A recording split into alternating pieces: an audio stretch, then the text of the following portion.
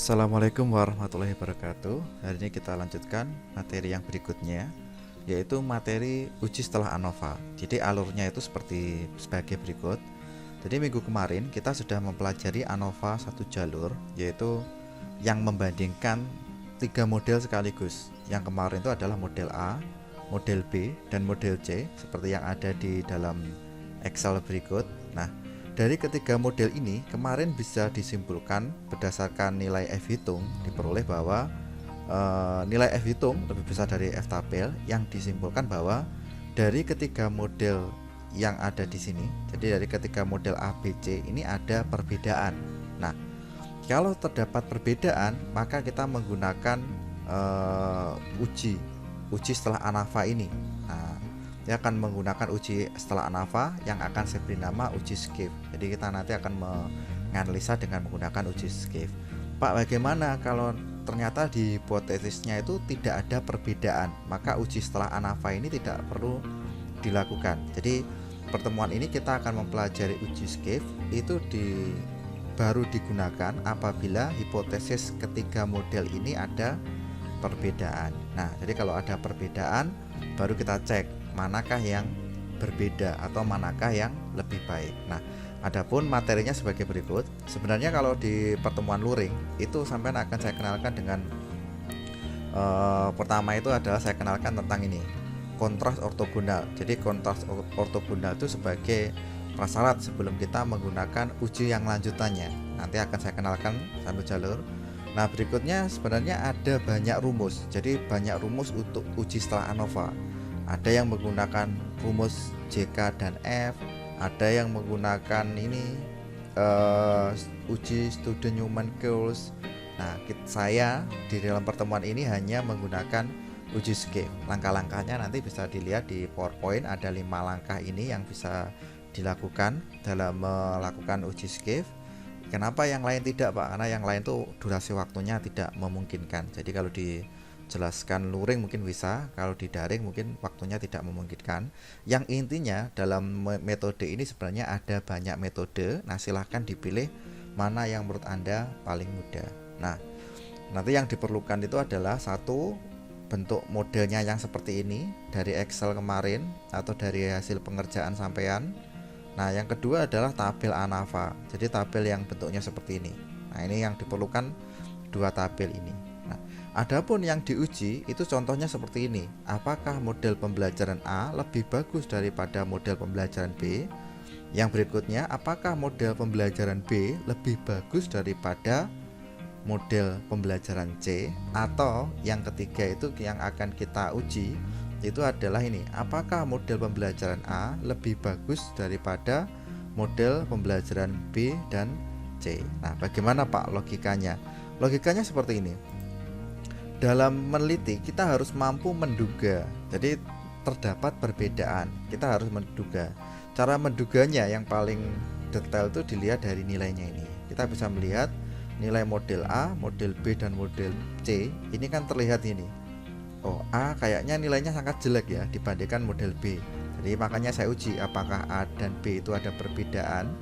Nah, yang kedua itu tidak A dengan C, tapi saya membandingkan jajal B kalau C itu lebih bagus mana, iya kan? Nah, model B dan C itu lebih bagus mana? Kayaknya kok hampir sama ini. Kita akan uji. Atau hipotesis yang ketiga, saya menduga bahwa model A itu ternyata itu kok kurang bagus dibandingkan model B dan juga model C. Jadi ini yang konsep ini.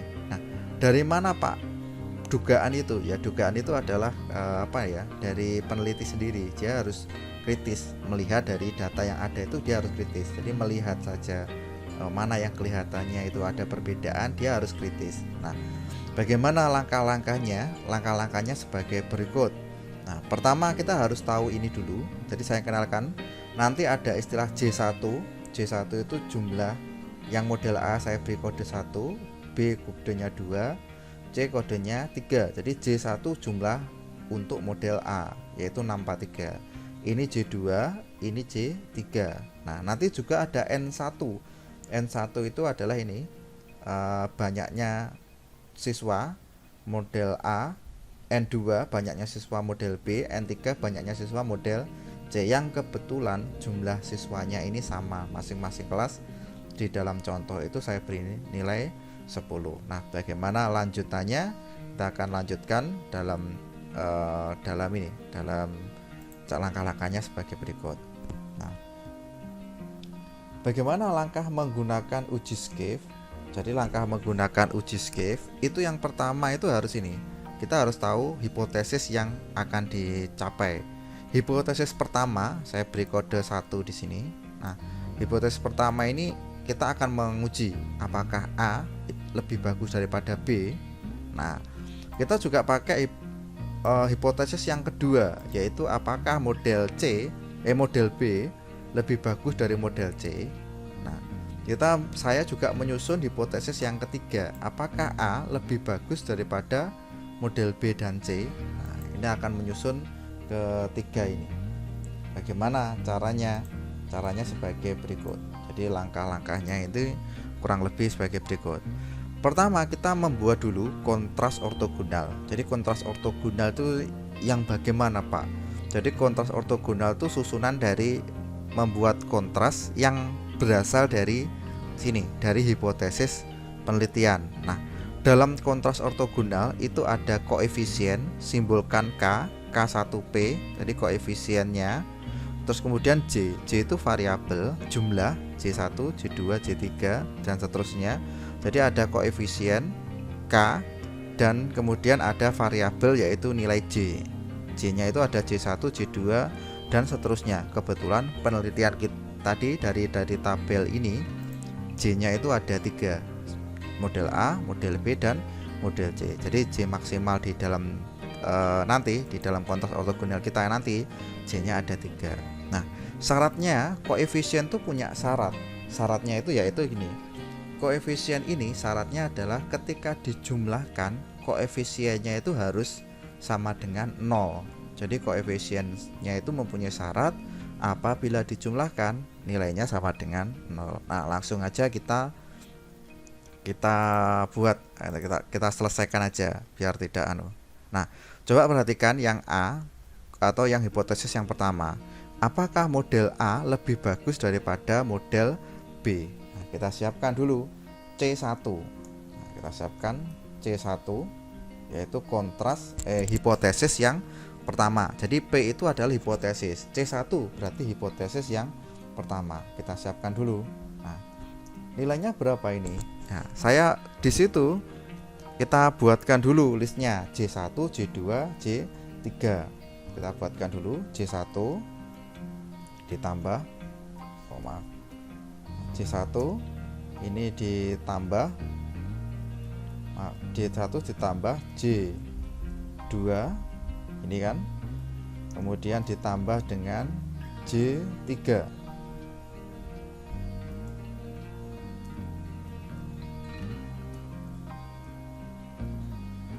Jadi saya punya ini C1, J1 ditambah J2 ditambah J3. Sekarang kita lihat di hipotesis. Hipotesisnya ini adalah seperti ini. Model pembelajaran A lebih bagus daripada model pembelajaran B. Dibandingkan bagusan mana A dengan B. Nah, caranya seperti ini. Berarti yang C kan tidak ada di sini. Di hipotesis 1 C itu nggak ada. Nah, kalau tidak ada, koefisiennya itu kita berikan 0. Jadi kalau tidak ada, kita berikan 0. Jadi 0 kali J3. Paham dari sini? Nah, kemudian J1-nya ini gimana, Pak? J1-nya itu saya suka-suka sebenarnya. Kalau saya suka, saya berikan 1. Karena 1 itu paling mudah. Nah, kenapa dipilih 1, Pak? Nanti kalau 1 dikali dengan jumlahnya kan lebih mudah. Karena 1 itu mudah dikalikan. Nah, itu prosesnya. Kalau ini diganti 100 boleh? Boleh, tapi ya mengalikannya juga susah. Kalau diganti setengah juga boleh. Jadi intinya itu koefisiennya itu sembarang bilangan. Catatannya kalau dijumlahkan hasilnya 0. Saya sukanya yang 1 karena ngitungnya dikalikan lebih mudah. Kalau begitu J2-nya berapa? Nah, supaya dijumlahkan 0, maka J2-nya itu saya pilih dengan -1. Jadi saya menentukan ini. Nah, jadi saya tekankan syaratnya koefisiennya ini kalau dijumlahkan harus sama dengan 0. 1 ditambah -1 kan 0, ditambah 0 hasilnya 0. Kenapa ini 0 Pak J3? Karena di hipotesis yang pertama ini model pembelajaran C tidak muncul. Nah, kita coba lagi. Bagaimana kalau C2-nya? Kalau C2 sebagai berikut. C2. Nah, kita tulis dulu ya. C2. Kita agak ini kita buat formatnya biar sama, biar lurus. Nah, C2 itu sama dengan, kita buat, karena di sini coba ini model B lebih bagus dari model C, berarti model A-nya kan nggak ada ya. Karena model A-nya nggak ada, kita tulis ini 0 kali J1 ditambah dengan, nah, ini kita terus dulu ya. Saya terus dulu gini, J2 kemudian ditambah lagi. Nah, jadi kita ini 0 dikali J1, karena J1 nya di hipotesis ini tidak nampak, A nya nggak ada. Nah, kalau begitu berapa Pak J2 nya? Ya, jadi saya sukanya yang satu aja, jadi tetap saya kalikan 1. Nah, ini sebagai koefisiennya J2, koefisiennya J3 saya pilih negatif 1. Ini. Apa harus 1 dengan mega 1? Enggak harus. Kalau sampean pakai setengah, ini berarti min setengah. Jadi totalnya itu harus 0. Intinya seperti itu. Kalau 1 itu untuk mengalikannya biar lebih mudah. Nah, mungkin seperti itu gambarannya. Terus kemudian kita akan membuat hipotesis yang ketiga. Prinsipnya juga sama. Hipotesis ketiga kita buat juga di sini. Aduh, salah. Ini saya copy aja ya, biar bedanya itu kalau yang C2 C3 ini tidak C2, tapi ini ada C3. Ini saya tulis C3 di sini. Yang duanya saya hapus. Nah, C3 itu begini di sini. Model A lebih bagus daripada model B dan C. Jadi ada kata lebih bagus. Nah, misal yang sebelah kanan itu dari kata bagus kita beri positif, yang sebelah kiri dari kata bagus kita beri tanda negatif. Nah, totalnya harus 0. Nah, menurut saya gini, ini negatif 1 J3. Nah, yang koefisien N2 nya itu juga kita berikan negatif.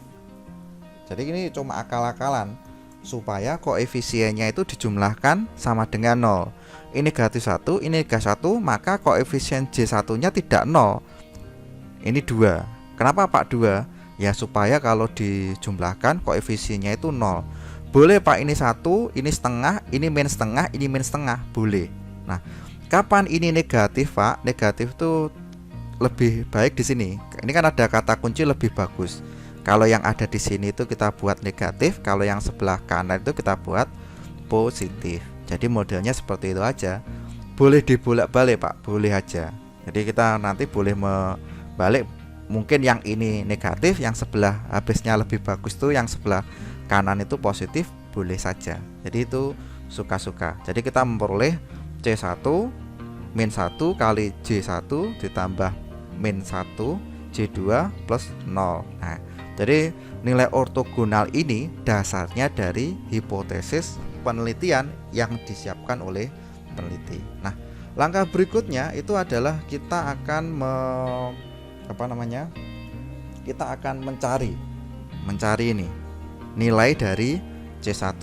Nilai C1-nya itu berapa? Nah, ini akan kita cari nilai C1-nya. Kita cari ya, sama dengan di sini 1 dikali J1-nya kita substitusikan dari nilai di sini. J1-nya tadi 643. Jadi kita cari di sini 643. Kemudian ini saya tulis dikurangi aja ya, dikurangi 1 dikali J2-nya. J2-nya itu adalah ini 783.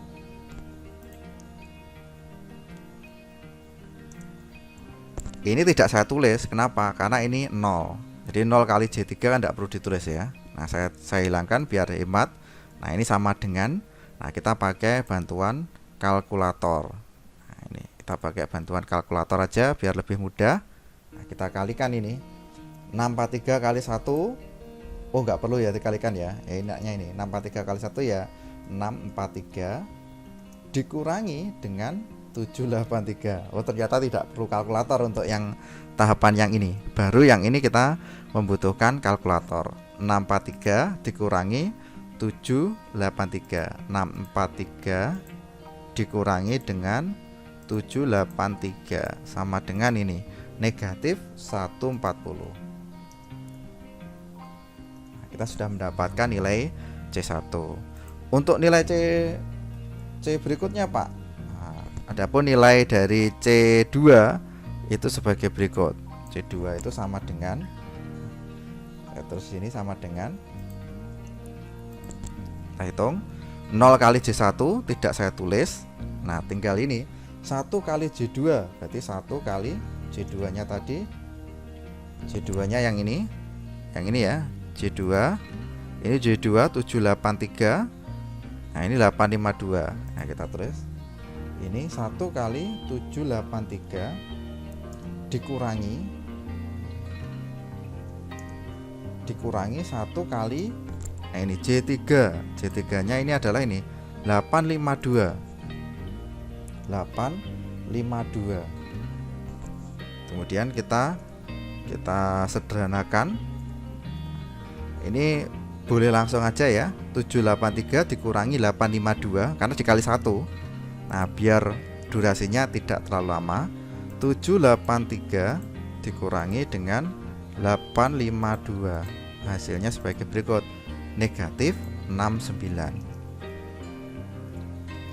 Oke, berarti ini kita sudah mendapatkan nilai dari C2. Sekarang kita akan mencari nilai C3. Berapakah nilainya? Kita cari nilai C3 sama dengan, kita cari C. Nah, ini kita hitung 2 kali J1. J1 tadi 643. 2 kali 643. Kemudian dikurangi ya. Dikurangi J2. Berarti dikurangi 1 kali J2 nya 783. Kemudian dikurangi lagi J3 nya itu dikurangi 1 kali, titik itu kali ya, 1 kali 852. Nah, ini mungkin agak ditulis lagi ya. Nah, kita hitung itu 2 kali 643. Jadi kita kalikan 2 kali 643. Hasilnya sama dengan 1286. 1286 dikurangi dengan 1 kali 783 ya 783 dikurangi lagi 1 kali 852, hasilnya 852. Nah, kita sudah mendapatkan nilai ini. Kalau sudah ini ya kita tinggal mengurangi dengan menggunakan kalkulator. 1286 dikurangi dengan 783 dikurangi lagi dengan 852. Hasilnya sama dengan ini, negatif 3 berapa tadi? Negatif 349. Negatif 349. Nah, kita sudah mendapatkan nilai dari C3. Nah, kalau ini sudah gimana? Kita harus tahu ini tabel ANOVA. Tabel ANOVA itu yang sudah kita hitung kemarin. Jadi kita sudah menghitung tabel ANOVA kemarin. Sekarang kita akan mencari berapakah nilai A. Nah, karena syarat kedua setelah mencari C1, C2, C3, kita akan mencari nilai A. Kebetulan nilai A-nya itu berlaku untuk hipotesis 1, hipotesis 2, hipotesis 3. Jadi A itu digunakan sekaligus. Caranya ini, DKP derajat kebebasan perlakuan dikali dengan F tabel. F tabelnya ini. Nah, kalau itu kita ganti DKP derajat kebebasan perlakuannya kan 2 dikali dengan F tabel. F tabelnya itu kita cek dari tabel ANOVA, nilainya adalah 3,35. Nah, ini tinggal menggunakan kalkulator. Nah, nilainya berapa ini? Saya copy dulu ya, saya taruh di bawah. Nah, 2,2, jadi kita hapus dulu. 2 dikali 3,35, hasilnya sama dengan 6,7. Nah, jadi ini ada nilai 6,7. Akar dari 6,7 ini sama dengan, aduh salah, nilainya berapakah ini? Nah, ini nilainya sama dengan akar dari 6,7, kita akarkan. Nah, ini 2,58888. Nah, kita bulatkan 3 digit, jadi hasilnya adalah ini 2,588. Jadi 2,5884. Nah, kita bulatkan A-nya, ini sudah ketemu. Nah, kalau A sudah ketemu, langkah berikutnya itu kita mencari SCP. SCP karena nanti C-nya ada 1, 2, 3, ya kita cari SCP. Kata kuncinya itu harus tahu ini, KTE. KTE-nya itu kita bulatkan 95,62. Nah, jadi kita harus tahu nilai KTE-nya dulu, karena rumusnya SCP seperti ini. Kita cari SC1. SC1 itu KTE-nya tadi ada nilainya adalah ini, 95,62. Nah, nilainya sebagai berikut, 95,62. Nah, kita cari ini sigma NI KIP, itu maksudnya sebagai berikut, kuadrat. Maksudnya gimana Pak itu sigma NI KIP? Jadi kita akan menjumlahkan ini NI kali KIP dikuadratkan. Nah, maksud NI KIP kuadrat itu seperti ini. NI, ini maksudnya sebagai berikut. Jadi maksud tulisan ini, kalau yang dimaksud itu sebagai berikut. Nah, yang dimaksud NI itu adalah ini. Jadi kalau tulisan itu kalau diperpanjang sebagai berikut, N1, karena ada 3 ya N-nya tadi. Ada N1, ada N2, ada N3. Jadi N1 seperti ini. Mohon maaf, ini harus tulis dulu. Kemudian KIP, berarti K1 lah, saya beri K1 ya. K11. Oh maaf, ini harusnya dikuadratkan dulu karena ada kuadratnya. Nah, ini baru kita bentuk kayak gini. Jadi ini ada K11. Nah, ini kuadrat kayak gini. Kemudian ditambah dengan ini N2 kali K12. K21 ralat. N2 kali K21 kuadrat, terus ditambah lagi N3 kali K31 kuadrat. Nah, ini mungkin tidak saya jelaskan terlalu detail ya di sini. Oh, ini kok di luar ini harusnya di dalam sini. Ini harusnya letaknya di dalam. Letaknya kurang lebih harusnya di sini. Nah, di dalam akar ini. Nah, ini jangan lupa terakhir itu kita beri kurung. Nah, maksud dari tulisan yang panjang ini, yang dimaksud itu adalah sebagai berikut. Jadi tulisan yang panjang itu kalau kita tulis ulang jadinya seperti ini.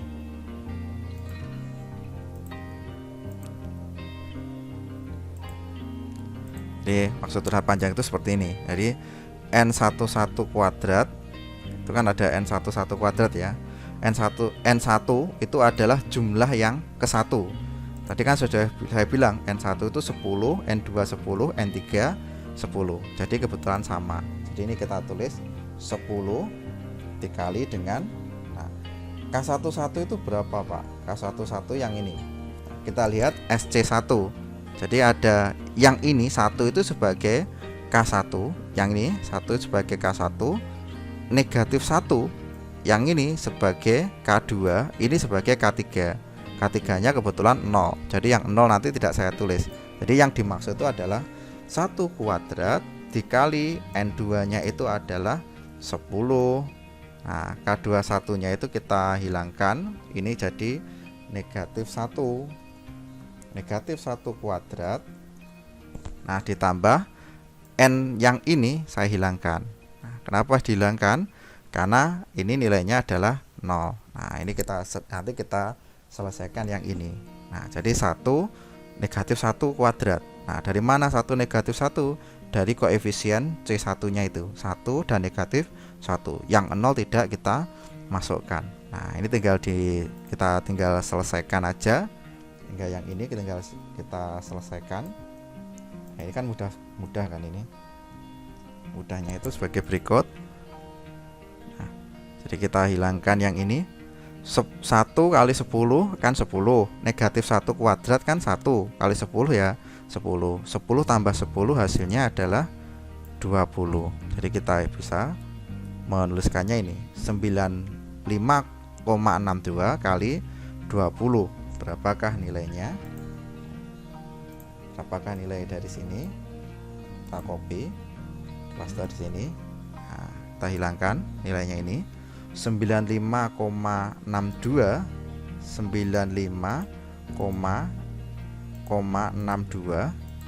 dikali dengan 20. Hasilnya sama dengan ini 1,1912,4.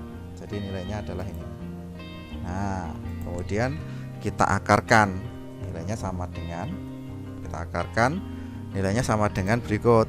Kalau ini diakarkan hasilnya ini 43,73. Jadi nilainya adalah 43,73. Ini nilai dari SC1. Nah, bagaimana untuk SC2-nya? SC2-nya kurang lebih hampir sama. SC2-nya ini. Nah, kita peroleh nilai SC2-nya. Kontrol, saya paste juga di sini. Kan hampir sama ya ini. Nah, cuma yang membedakan nanti yang N1-nya itu nilainya itu N1-nya nilainya 0. Kenapa 0? Karena di sini di C2-nya itu kan ininya 0. Jadi kita tinggal menulis yang ini. Kebetulan berarti kalau begitu tinggal sisanya apa, Pak? Sisanya tinggal ini 10. Tapi ini punyanya N2 ya. N2 nanti 10. Ini saya copy paste aja ya. Biar enak. Saya paste di bawah sini. Nah, jadi nanti tinggalnya ini 10 yang ini punyanya N2 yang ini. Nah, ini punyanya N, koefisiennya kan 1 dengan negatif 1. Nah, kurang lebih nanti prosesinya sama. Kalau N1 Pak, karena N1-nya itu 0, N1-nya ada 10, tapi K11-nya itu 0, jadi tidak saya tulis. Jadi sisanya tinggal ini. Ini kalau dilanjutkan kurang lebih nanti hasilnya sama. Kalau dilanjutkan kurang lebih nanti hasilnya juga sama. Nanti silahkan nanti dicermati lebih lanjut tentang maksud yang perhitungan yang saya maksud. Khusus yang hipotesis yang ketiga, nah ini khusus yang ini agak berbeda kalau yang ini. Jadi yang khusus yang terakhir ini berbeda. Berbedanya itu karena nilainya N1, K1, N2, K2, N3, K3 itu ini semuanya ada isinya. Jadi semuanya terdapat isinya. Ini saya paste di sini. Nah, hasilnya sebagai berikut. 95 kali ini tidak lagi 10 pangkat 1 kuadrat, tapi ini adalah 2. Nah, nilainya ini adalah 2. Kenapa 2? Ya karena koefisiennya di sini ini kan 2 negatif 1 negatif 1. Jadi kita tulis ini 2 negatif 1. Nah, kurang 1 lagi nilainya adalah di sini. Terus nah, nilainya adalah negatif 1. 2 negatif 1 negatif 1. 10-nya sama. Nah, kalau yang lain kurang lebih ya kalau yang lain kurang lebih sama, maksudnya yang hipotesis 2, 3 itu sama karena koefisiennya sama. Sedangkan yang ketiga ini koefisiennya berbeda. Ini kita selesaikan satu persatu. Mohon maaf ini kopas saja. Nah, ini 95 kali 3 20. Ya kita hitung lagi. 2 kuadrat kan 4. Hasilnya kan 4 kali 10 40. 10 kali 1 ini kan 1 ya. Min 1 kuadrat kan 1. 1 kali 10 10. Ini kali min 1 kali 10 1 kali 10 10. Berarti 40 tambah 10 tambah 10. Jadi 50 60. Berarti ini ternyata tidak 20, tapi hasilnya adalah 60. Kalau begitu kita kalikan 95,62 dikali dengan 60. Hasilnya ini. Nah, kita peroleh nilainya sebagai berikut. Ini kali ini hasilnya kita delete dulu. Kita paste dari sini. 737,2. Ini hasilnya ini. Kalau begitu berapa nilai akarnya? Nilai akarnya sama dengan, ya, kita akarkan ini. Kita akarkan nilainya 75,744. Jadi kita akarkan nilainya adalah 75,744. Nah, kalau sudah seperti ini sudah selesai? Belum, masih ada langkah lanjutannya, yaitu kita mencari nilai A kali SC1. Nah, A kali SC1 ya kita ganti aja. A nya tadi adalah 2,588. Ini kita cari di sini 2,588 dikali pakai bintang ini dikali dengan SC1. Bentar, ini saya hapus dulu. Jadi kita terus 5,88 dikali dengan SC1. Betul ya. 5, A nya tadi 2,588. Salah. Terus 2,588 dikali SC1. SC1 kita naik sebentar ini. Nah, sama kan dengan ini SC2 43,73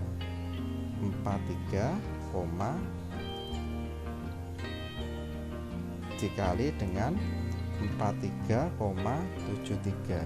Hasilnya sama dengan, nah ini tinggal kita menggunakan kalkulator. 2,588 dikali 4,73.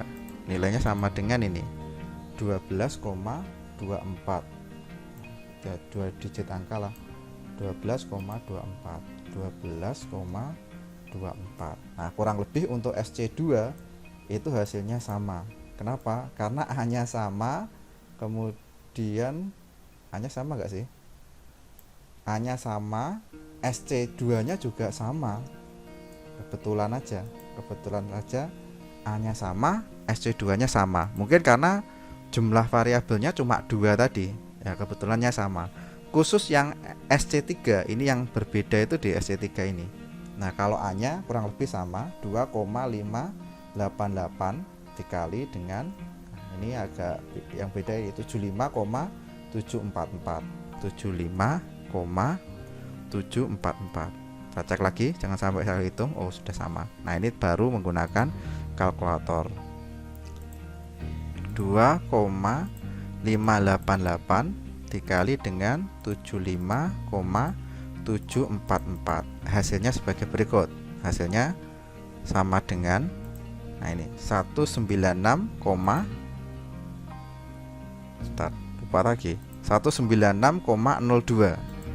196,02. Nah, kita sudah mendapat nilai dari sini. Nah, bagaimana cara menarik kesimpulannya? Kesimpulannya sebagai berikut. Pertama, dari hasil ini kita tahu bahwa SC1 itu sama dengan ini 43,73. Nah, kemudian yang kita lihat dari sini seralat. Nah, kita mendapatkan nilai ini. Nah, C1 ini kan C1 ya. Kita mendapatkan C1 nilainya negatif 140, C2 nilainya negatif 69. Nah, di sini kok ada negatif, Pak? Oh, kalau negatif itu bisa dilihat dari sini. Berarti kalau ada nilainya negatif, variabel yang negatif itu lebih bagus daripada yang positif. Dimana yang negatif itu kan J2. Berarti dari C1 ini kita bisa menarik kesimpulan bahwa hasil pembelajaran model B itu lebih bagus daripada model A dari koefisiennya negatif ini. Nah, kalau ini, Pak, ya ini juga sama, yang negatif itu kan model C. Jadi hasil pembelajaran model C lebih bagus daripada model B. Kalau yang ini menyimpulkan ini hasil pembelajaran model B dan C, karena yang negatif ada dua ini, lebih bagus daripada hasil pembelajaran model A. Pertanyaannya itu signifikan enggak? Jadi bagusnya itu bagus banget atau enggak? Nah, kalau begitu gimana caranya? Dilihat dari sini. Untuk hipotesis 1 dan 2 nilainya adalah ini 12,24. Di situ disimpulkan ini. Nah, disimpulkan dari sini bisa dilihat ya. Kalau harga mutlak CP-nya itu kan tadi negatif, tapi kita beri tanda mutlak, harus kita positifkan. Nilainya itu lebih besar daripada ASCP, maka pengujiannya signifikan. Nah, kalau lebih besar loh ya. Sekarang kita cek. Ini 12,24. Nah, kita cek di sini.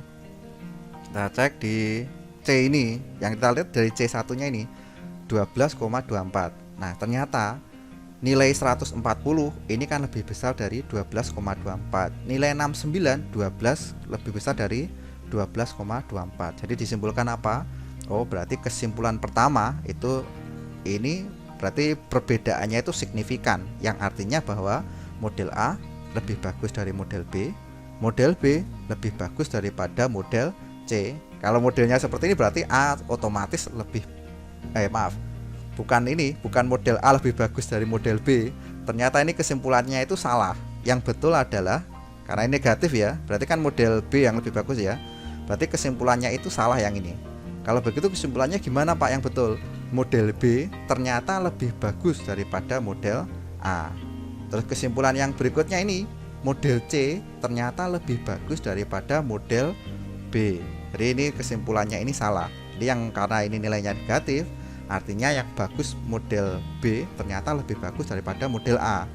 Dari hipotesis kedua disimpulkan ternyata ini negatif. Batasnya kan 12,644. Oh, berarti model C itu lebih bagus daripada model B. Yang model, kalau dari dua hipotesis ini kita bisa menyimpulkan harusnya, oh berarti model C itu juga lebih bagus daripada model A. Jadi itu kurang lebih seperti itu. Nah, sedangkan hipotesis yang ketiga gimana? Nah, kita lihat ini nilainya adalah 196, oh maaf, ini belum diakarkan ya tadi. Oh enggak, betul ya, 196,02. Jadi ini batasnya ini. Sekarang kita cek di sini. Bagaimana untuk yang ketiga? Nilainya 196 ya. Oh, ini negatif 349. Berarti kan nilai positifnya 349. Oh, berarti dari hipotesis yang ketiga itu bukan model A lebih bagus daripada 12, berarti bukan itu, justru kebalikannya. Ternyata dari hipotesis ini menurut uji Schiff disimpulkan bahwa hasil belajar dengan model B dan C itu ternyata lebih bagus daripada model A. Nah, kenapa B dan C lebih bagus? Karena nilainya ini nilainya negatif, berarti yang B dan C itu lebih bagus dari yang positif yang A ini. Kemudian nilai ini ternyata lebih besar daripada 196,02. Artinya perbedaannya itu signifikan. Berarti dari sini dapat disimpulkan dari uji Schiff tersebut haruskan pertama, A dengan B lebih bagus yang B, B dengan C lebih bagus yang C, B dan C lebih bagus, keduanya itu lebih bagus daripada model A. Jadi itu adalah langkah-langkah untuk uji lanjut. Mohon maaf kalau tempatnya, karena saya sedang di luar kota, jadi backgroundnya mungkin tidak seperti biasa. Kemudian durasi waktunya lebih lama karena untuk editingnya memerlukan banyak waktu. Nah, baik, sementara itu dulu dari saya cukupkan pertemuan hari ini. Sekian dari saya. Wassalamualaikum warahmatullahi wabarakatuh.